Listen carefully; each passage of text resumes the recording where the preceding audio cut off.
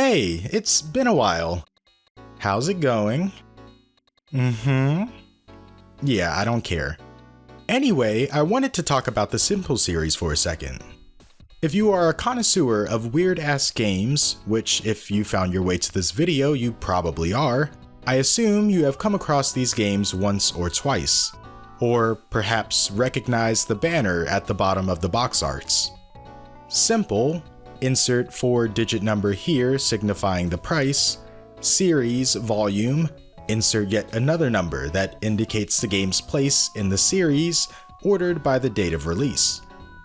The Simple series is a collection of several lines of budget games published by the very prolific, for lack of a better word, D3 publisher, spanning across many platforms, with their most notable being the Simple 1500 series and the Simple 2000 series for the PlayStation 1 and PlayStation 2 respectively, together hosting a whopping 300 plus cheaply made games that could be added to your collection for just 20 buckaroos or less. D3 was feeding the streets with one of the most mixed bags of, well, anything really. You have plain Jane sports games and some familiar tabletop games like shogi, chess, solitaire, mahjong, a game I will never be able to learn to play. Oh my god, it makes me want to throw up every time I see it. It looks so fucking complicated. I believe one of the more popular games to come from the Simple series is the first Earth Defense Force, a game that does a pretty good job at showing off the much wackier side of Simple. And don't forget my favorite Yakuza game, featuring great value Kiryu.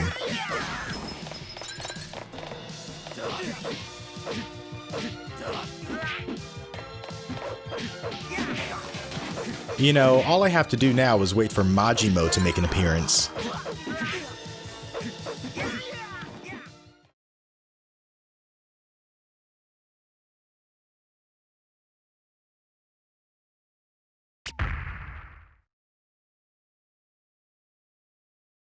Oh, and then there's Bible for Men, the friendship adventure Hotaru Soul, where they took an extremely gay visual novel, ported it to PS2, and removed anything remotely gay, turning it into a game about the power of friendship that just so happens to have very homoerotic imagery. It's all over the place really, and there's just hundreds of weird-ass games that, outside of a handful of titles, have never came to North America. I point out North America specifically because Europe got quite a few with the help of Midas Interactive Entertainment, Age Tech, and 505 Games. God, I love 505. Always bringing that heat. Just not to the States. Recently though, one of the stranger games to come from this series happened to get a fan translation by Hilltop, the same dude who translated Racing Lagoon and Aconcagua. The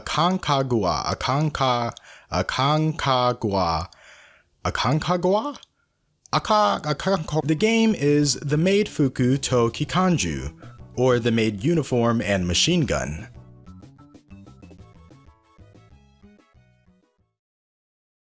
So the game drops the player off in media res.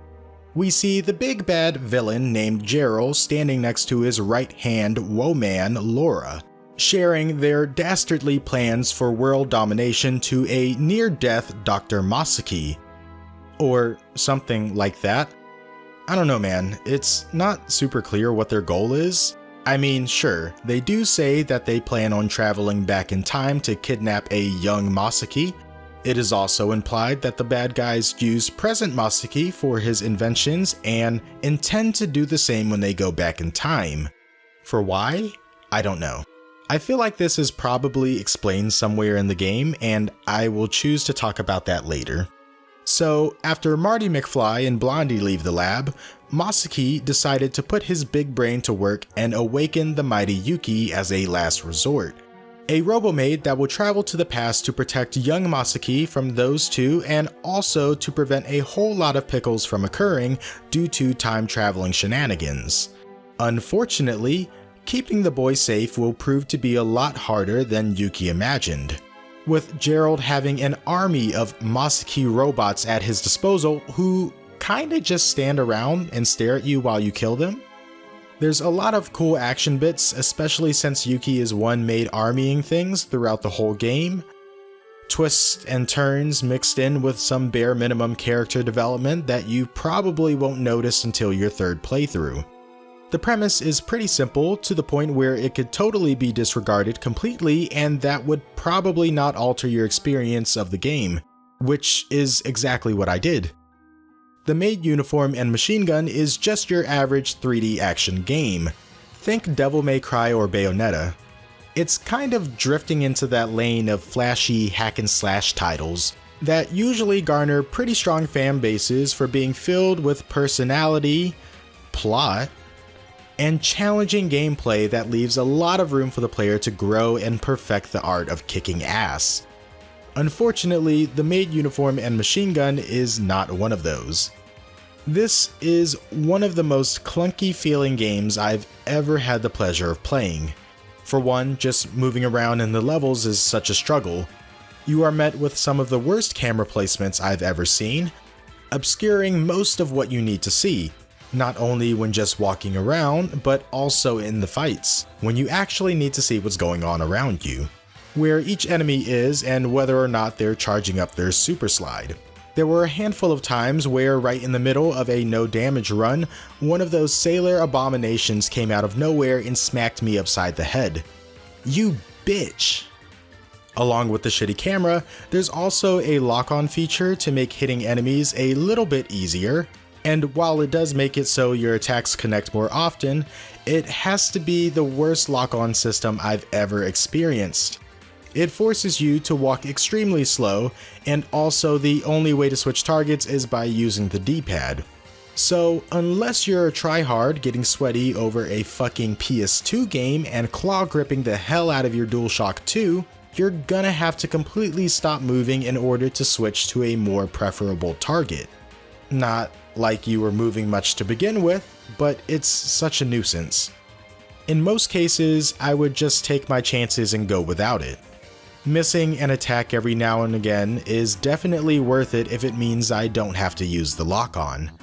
I will say that over time the game starts to feel a little less clunkier than it did initially. That's not to say that I was wrong in my first impressions, because I'm never wrong, ever.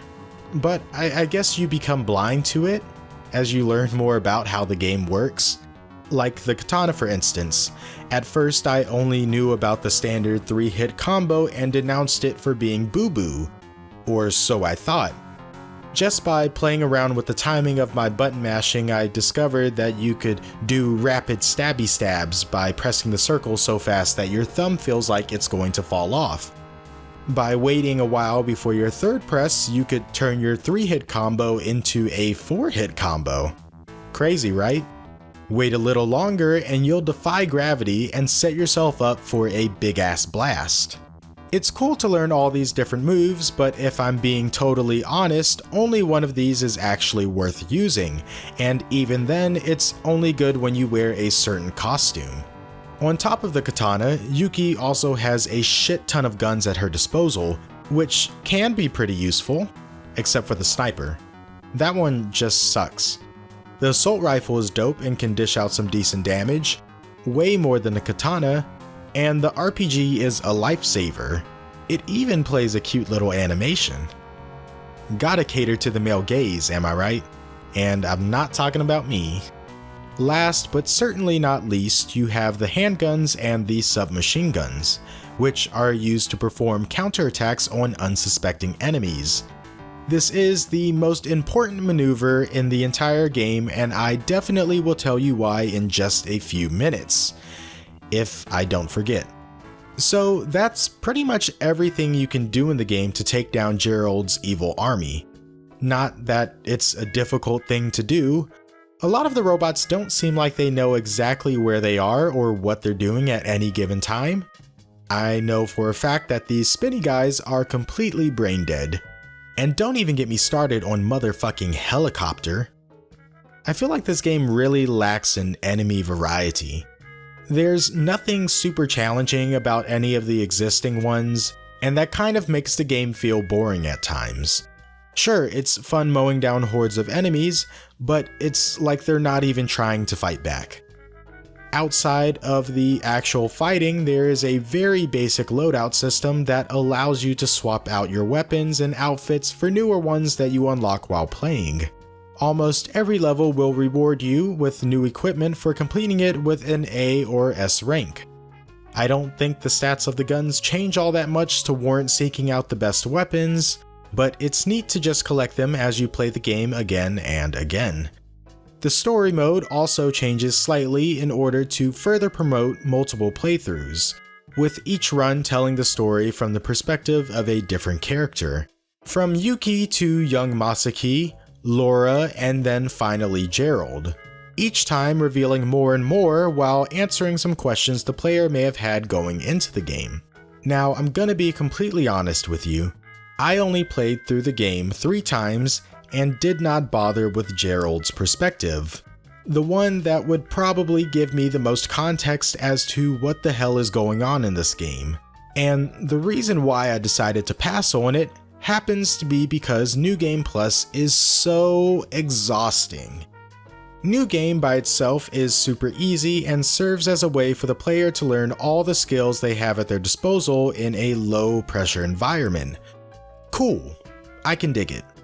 New Game Plus, or X Mode as they call it, is supposed to make the game more challenging by throwing slightly different enemy types at you and increasing the number of enemies you'll have to fight at the same time. You would think that with learning all the cool attacks in your first run, you would be able to put them to the test in X Mode, and no, the game does not encourage this at all. The reason for this is the score system. In order to get a perfect score on most levels, you have to 1. Counterattack a shit ton, 2. Take absolutely no damage, 3. Don't use your assault rifle at all, and 4. Do whatever the hell Maid style is. I think it's like a taunt, but I don't believe it actually changes anything about the enemy's behavior, so you kinda just do a cute pose that leaves you vulnerable. Doing it 5 or 6 times during a boss is usually enough to get it maxed out. The gimmick levels have less requirements, because obviously you can't do counterattacks while doing drive-bys, and even if you could, your thumb would be too sore from this level to attempt it anyway. Anyways, with this score criteria, it's pretty clear that the game only wants you to counterattack in Maid style over and over again until everyone is dead. You can throw literally anything else out the window because it is not needed nor wanted. And sure, you could just ignore the score and play however you like, but then you'll hit the same wall I did. In the final stage of the game, you go up against both Gerald and Laura for the final fight. And trust me, if you haven't been doing counterattacks before this, you would learn now. This level is near impossible to complete without counterattacking. Sure, you could use all your ammo to take them down, but then you would have to fight them 2 more times immediately after, where you would have to counterattack anyway. This takes a while in New Game, but it's tolerable at least. In X Mode, it takes a whole lot longer. It's just button mashing triangle non-stop, hoping that they don't slip past your counter and slap you silly. My thumb knows no rest. And you can't even wait to hit the button when you see Gerald go for an attack, because you better believe that Laura is somewhere off screen ready to shoot at you. It's just a very not fun fight, especially when you're trying to S rank it for the good stuff it'll give you. There's only so many times I can play it without wanting to throw my PC, I mean my PS2, out the window. As much as I'd like to sit here and complain about the last level, the rest of the game is pretty fun. Again, X Mode can get a little tedious with the bosses becoming bullet sponges, but I did have a little fun trying to S rank most missions and getting my hands on all the unlockable goodies. I like it, but it's just an okay game. It has some interesting ideas, but I don't know, it just doesn't come together the way I would like it to. It's not charming enough to be considered a hashtag hidden gem. God, I remember watching a lot of Metal Jesus Rocks as a kid. Does he still make videos? Remember when those hidden gem ones would cause the prices of all those retro games to go up? Imagine being a micro e-celeb with enough influence to significantly affect the value of collectibles in the real world by just making a video saying you like it. Like, that's fucking crazy, is it not? Sorry, I'm super off topic. Although I'm not crazy about the Maid uniform and Machinegun, I don't regret playing it. I mean, I certainly could have gone my whole life without this and nothing would change. I'm just very indifferent towards it. But I will say it's cool that shit like this is getting translated. Obviously, if you were going to set aside most of your free time to translate a game, you would probably want it to be a game that people have been anticipating a translation for.